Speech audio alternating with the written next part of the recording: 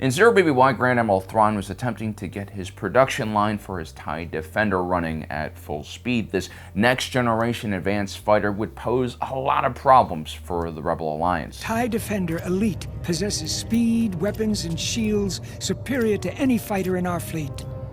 Can we destroy it? In single ship-to-ship combat, unlikely. Our analysts have yet to find a weakness in its design. If produced in significant enough numbers, the situation could grow quite grim for the rebellion. Up until this point in the war, the hit-and-run strategies used by the rebels relied on the fact that Imperial starfighters were far less advanced than the X-Wings, Y-Wings, and A-Wings used by the rebellion.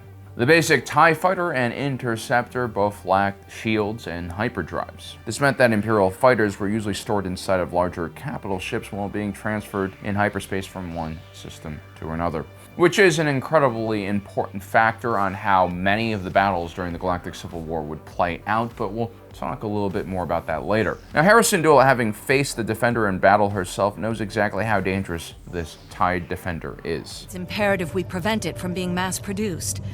I request permission to lead an attack squadron back to Lothal to destroy that factory. Hera, as usual, has correctly identified the threat, but her approach to destroying the TIE Defender program is a bit sketchy. One attack squadron, maybe a few dozen snub fighters at best, against an entire Imperial sector defense fleet. But then again, Hera is just a product of her experiences, and by this time of the war, she was still relatively inexperienced. And so far, aside from the Rebels' Pyrrhic victory during the Battle of Autolon, the Rebel Starfighter Corps has been able to operate with impunity across the galaxy because these fighters essentially jumped into systems, launched attacks and raids, and left before the Empire could even begin scrambling their own fighters.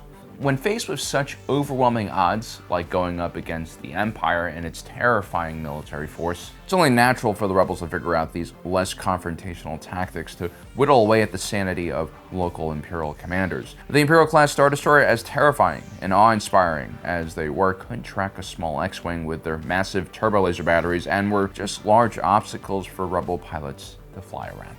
Grand Admiral Thrawn knew this, of course, all of it. He was perhaps one of the most brilliant analytical minds in the entire Imperial Navy. He studied his opponent's art, culture, combat history, and really tried to get into the minds of enemy commanders. And so when Hera Syndulla tries to breach Thrawn's blockade of Lothal, not only does he scramble the TIE fighters in advance to meet the Rebel fighters, he has an entire second wave of TIE fighters waiting in the clouds of Lothal to overwhelm the Rebels once they were engaged in the dogfights. The aftermath was swift and brutal. The other half of Hera Syndulla's units waiting on the ground watch in horror as Rebel snub fighters re-enter Lothal's atmosphere as burning wrecks. With one simple tactic, Thrawn was able to destroy the myth of Rebel fighter superiority. He would go on to rewrite the Imperial Naval doctrine and make it standard procedure for Imperial ships to deploy fighters immediately upon entering a hostile or unknown system or when detecting unknown incoming ships. Or at least that's what I envision him doing, had he not been swarmed by a bunch of space whales and whisked back to the unknown region of the galaxy just a few weeks later. It kind of seems stupid that the Empire didn't have these policies in place in the first place. I mean, the Imperial TIE Fighter was definitely not a very powerful snub fighter, and it had a lot of weaknesses. But it more than made up for it when it came to cost. These Imperial fighters were roughly a third the price of the average Rebel fighter, and were mass deployed as a result. They were disposable, almost like a one-time use fighter, yet time and time again Imperial officers failed to see the advantage of preemptively having these things in position. Now first, let's start in 5 BPY, a Cantwell-class arrestor cruiser and its air wing, which is a part of the Segra Milo Imperial Patrol, stops a suspicious Fondor Hall craft. There had been reported Rebel activity in this sector. This was where Saw Gerrera and his partisans had been hiding, which means this wasn't exactly a normal traffic stop, but a stop of a highly modified ship in an area where pirates and rebels had been spotted piloting highly modified ships. Now, Luthen Rael is pretty prepared for this situation. After all, he's spent, the last 10, 20 years living in darkness, planning for moments exactly like this, and so he begins to prepare countermeasures and his escape. This is Segra Milo, Imperial Patrol. Please identify yourself, Hallcraft. I need an active transponder ID. Preference Alderaan. Working. Sorry, can you repeat back, please? When the Cantwell's tractor beams are engaged, Luthen Rael immediately begins firing one of his thrusters. He blames it on engine overheating and continues to stall for more time. What is clear is he's not shutting down the systems on his ship, which is what the Empire requires of him. A capable Imperial officer would have realized, given the circumstances, that something might be off here. A prudent officer would have deployed the air wing on board the ship as a precautionary measure. I mean, small little freighters like what Luthen Rael was flying around was extremely popular amongst smugglers and pirates. They would just modify these things with all sorts of crazy weapons, defenses, and countermeasures. But no, the Imperial officer is arrogant. He's comfortable in his position and very confident in his own ship and his own abilities. This guy is very much a product of the Imperial Academy system, which means he probably spent more time learning how to backstab his peers and climbing the political and social hierarchy within the Academy than actually understanding how to be a captain of an arrestor cruiser. Remember, the Republic Navy that came before the Imperial Navy was specifically designed and carefully modified to fight a real war against the Separatist Alliance. They had excellent infantry soldiers, terrific destroyer carriers in the Venator-class Star Destroyer, and a wide range of specialized starfighters that could fit the different needs of the Republic. It was a complete and functional fighting force. The Empire replaces that navy with their own larger and more terrifying looking fleet, but it's not necessarily very functional. And by 5 BBY, it's still completely untested, and we begin to realize by the earlier years of the Galactic Civil War that the Empire's navy and army is just not properly built for the enemies it would need to face. This is why projects like the TIE Defender and other emergency programs were created to combat this growing insurgency that was springing up everywhere in the galaxy. And so this Imperial commander we're seeing here is just basically a glorified mall cop who's used to running around finding people and oppressing people and making their lives difficult. The Galactic Civil War has yet to begun in earnest, and the Galactic Empire has very few hardened and combat-tested officers. And so Milquetoast over here is about to get dunked on by a hardened revolutionary, Luthen Rael, who has spent millions of credits updating his ship for exactly this moment. And what's really crazy is that when Luthen Rael fires up his thrusters and tries to escape, essentially, the officer still doesn't react by scrambling the fighter.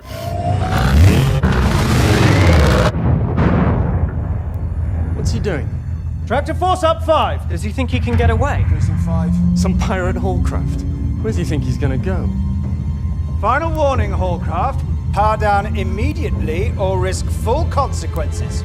The arrogance and naivete of such men, he actually gives Luthen Rael a final warning as he's trying to escape. This man, his bridge crew, are so arrogant that they're just in shock that someone would try to escape, and so instead of doing something, they just stand there with their mouths open. And by the time he does something, the Fondor has broken free of the tractor beam and is mobile, and he's able to easily destroy the Cantwell's air wing.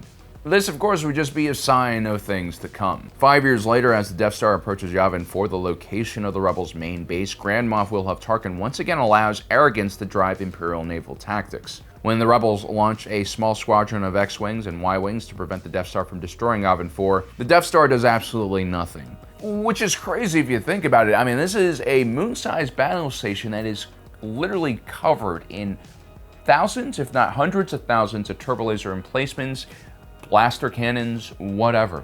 I mean, yes, the super laser is the main attraction here, but the station actually is designed to engage multiple fleets at the same time. That super laser can really just shoot one target at a time, and then it needs to recharge. This is why you have all of these weapons emplacements. Yet for some reason, the Death Star fails to fire on the approaching group of Rebel starfighters. They could have easily created an impenetrable wall of superheated plasma that would have made it impossible for Luke and company to escape. They could have also probably launched 100 TIE fighters for each enemy snub fighter the Rebels had and met them far before they entered the Death Star's magnetic field. Remember, these TIE fighters are supposed to be interceptors, aka they intercept enemy forces before they reach their carrier ship.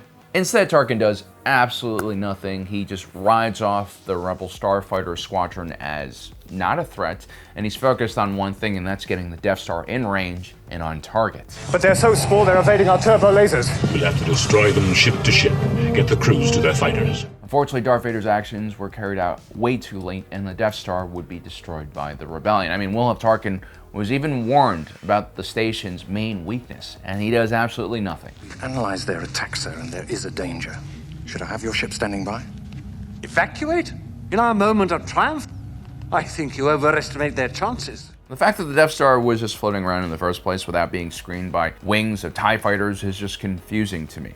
This is a major military installation, one of the most expensive in galactic history, and you have all of your defenses tucked inside of hangars all across the station. Which brings me to my next point. This isn't simple arrogance at an individual officer's level, it's arrogance at the naval doctrine and policy level. Having fighters deployed in patrols around your larger capital ships is standard operating procedure when in combat zones. The fact that it's not a standard procedure for the Imperial Navy either means that the Empire was trying to, save money by, limiting the flight time for all of these TIE fighters, or they were just, highly incompetent. If the Empire had deployed fighters during the Cantwell incident, Luthen Rael would have been captured, and the early rebellion would have been severely hurt. This perhaps would have delayed the Galactic Civil War by a few months, if not years. It's even possible that Luthen Rael was key to everything, and the rebellion would never be kicked off without him. If the Death Star had layered defenses of picket ships and fighter patrols, it would have been extremely hard to destroy. Luke Skywalker, along with the entire Rebel High Command, would have lost the engagement. And Mon Mothma had actually been evacuated before the Death Star approached the system,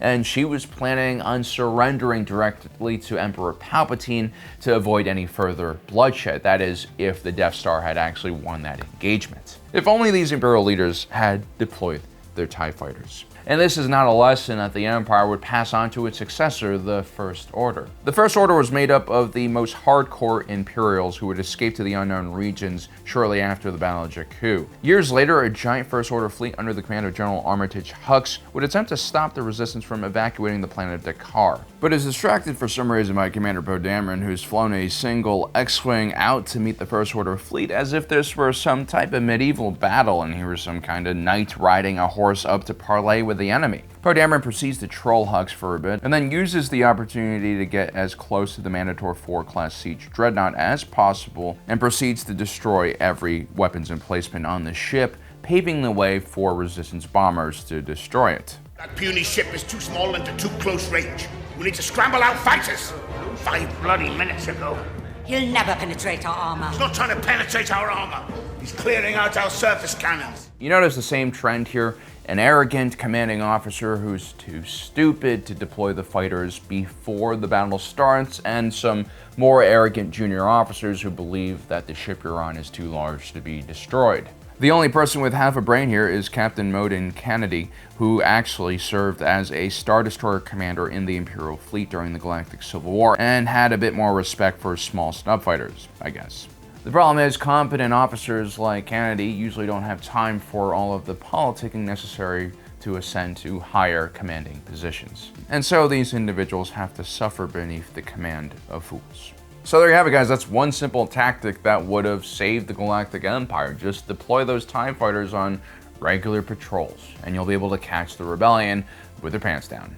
Well, guys, I hope you enjoyed today's video. Don't forget to subscribe and hit that notification button down below so you don't miss out on the rest of our awesome content. As usual, my name is Alan, reminding you that my allegiance is to the Republic, to democracy.